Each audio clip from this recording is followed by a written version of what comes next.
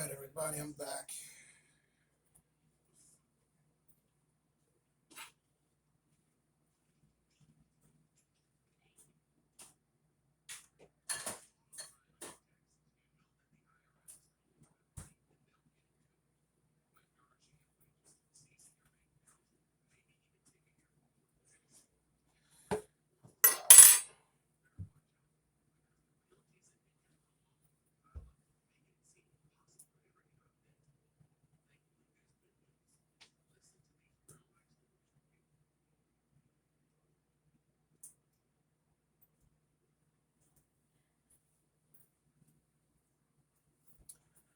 Okay, everybody, I'm back.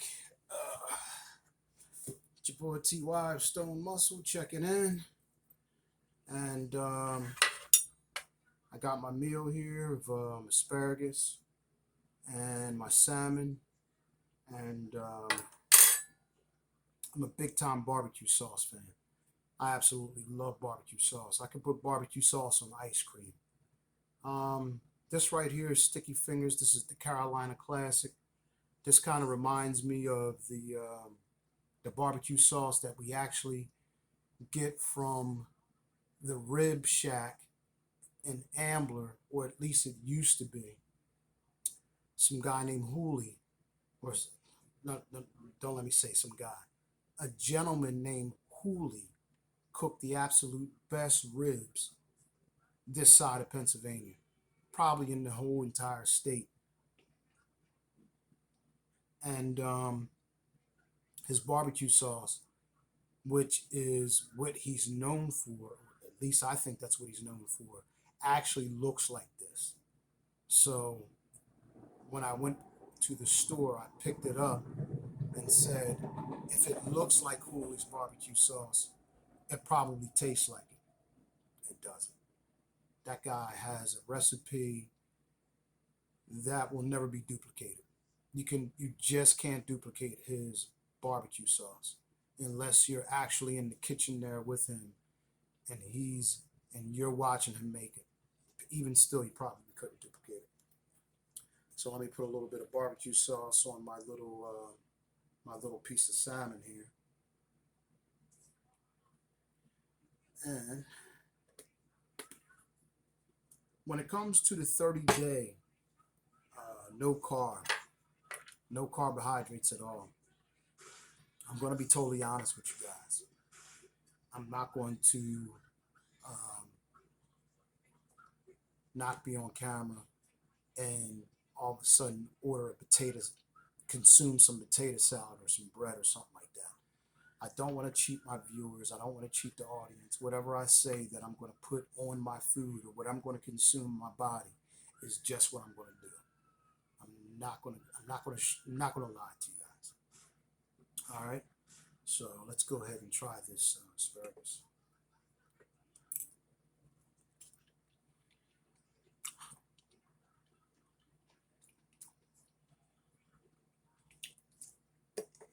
Unbelievable. Mm. Even the stem, even the stems taste good.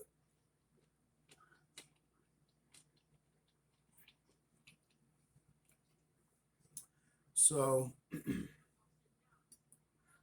um, when you're doing a 30-day no carbohydrate fast or diet, I'm going to say that it's going to be hard. It's not going to be easy. It's not going to be easy at all. You're going to be looking at people eating cheesesteaks and sandwiches and stuff like that. And that bread is going to entice you to maybe jump off of your diet and stuff like that. But like I said before in my other videos, I feel as though carbohydrates are for athletes, basketball players, football players, soccer players, those guys that are running up and down the field nonstop. That's who I think carbohydrates are for. As you get older, when you get past 40, 45 years old, cut back on the carbohydrates because your metabolism's not going to be as fast. Your metabolism actually slows down after maybe about 38, maybe 40, 42 years old, maybe 45. But when you're up there in age like I am, at 52 years old, your body kind of like is settling or trying to tell you to settle down, chill out. You don't have to burn as many calories as you did before when you were in your 20s or 30s. So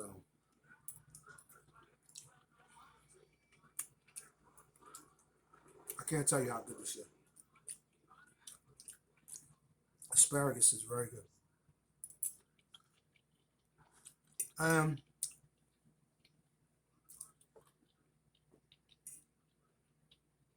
if you ever notice people that are on a Mediterranean diet, because this is what this is basically.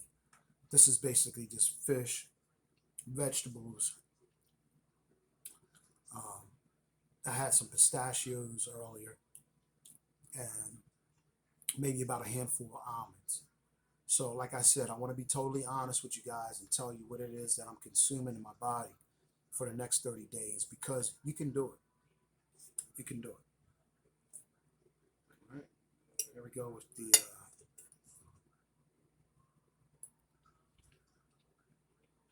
mm, mm. This barbecue sauce is good, but the fish in itself is good. Now, remember what I said. You don't have to put it on 425, 450 to cook your food. Um, I feel as though that higher temperature is actually burning the food. Um, just not just not something that I did. I never, as a matter of fact, I don't even think when they had a when I would get pizzas out of the box. By the way, Paul Newman's pizza is actually absolutely the best pizza in the world. I don't care what anybody says. Paul Newman's pizza is the best. When they tell you to cook those pizzas at 425 or 450, I don't do that. Like I said, I cook everything at 350. It might take me a little bit longer and stuff like that. And you might not get that crust that they or that you expect from a pizza, but 350 is all you need. All right. I can't tell you how good this salmon is. Mm, mm, excellent. Um, so yesterday I walked 5 miles, and right after I got done walking, I didn't eat any food. Um, so I want to say actually I started my diet yesterday because when I got home from running my errands and stuff like that, instead of coming straight in the house, I actually parked my car and went for a 5 mile walk. So and what like I said, when I came home, I didn't consume any food at all. Uh, I take that back. Maybe I might have had maybe about a handful of unsalted peanuts, but I didn't have my jalapeno with. Usually, I dip my fork in the jalapenos, scoop it in my mouth, and then I'll take a half a handful of peanuts and chew it right behind it. Oh, great, great meal. See, I'm giving you guys all my secrets. I'm giving you guys all my diet secrets, and but you want to feel good. You know what I mean? All this stuff right here, this eating good, this Mediterranean diet, um, consuming a gallon of water a day. I think I drank maybe about three-fourths of a gallon of water today. So actually, before I go to bed, or actually when I get off the phone or get off my channel here, I'm going to consume probably 20 ounces, maybe 25, 30 ounces of water. Um, and also, I'm going to read a chapter of my barbering book. Um, I had a barbering license. I got my barber license back in 2005. I was running the streets. I was running the streets and I was making the money on the streets to where as though I didn't think that this even mattered. So to keep it real with you, to keep it totally funky, um, that's not the way to go. I went to school. I paid $500 a month for about a year or something like that, maybe under a year, to get my barbering license. And then once I passed the state board exam, instead of going to a barber shop like I was supposed to and honing my craft, I just ran the streets. And that is just not the way to go. So, all you people out there, um, listen to me. Uh, there's not a lot of people that would probably even do what I did. So, I really can't say to you, you're wasting your time, you're doing this or you're doing that. I wasted my time.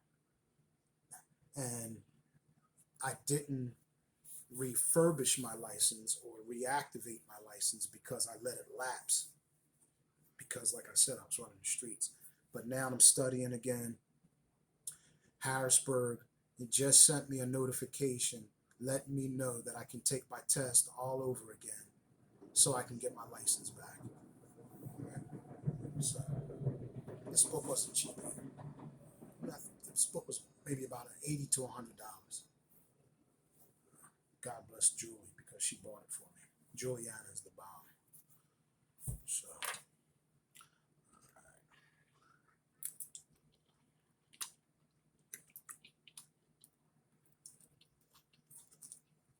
mm, like I said, mm, if I knew asparagus was this good, cooking it in the pan with a little sea salt, olive oil, and pepper,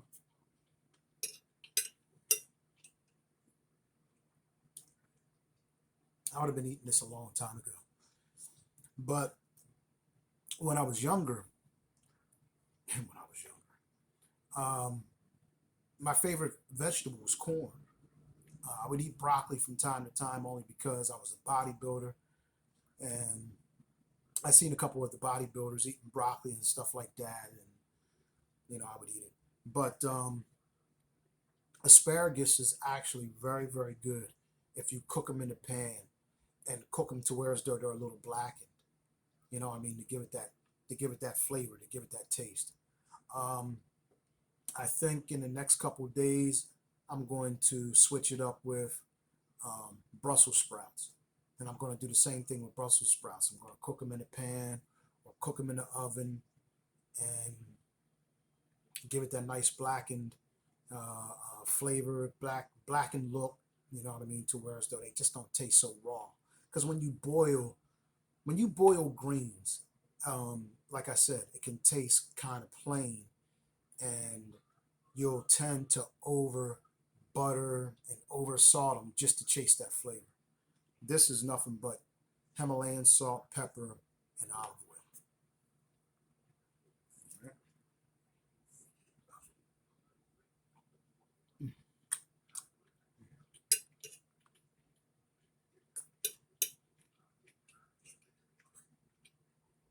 Very good.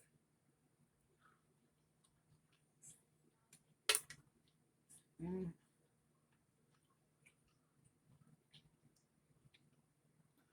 So after I'm done this, I'm going to consume my water, my 20 to 25, 30 ounces of water, and I'm going to have a glass of wine or two.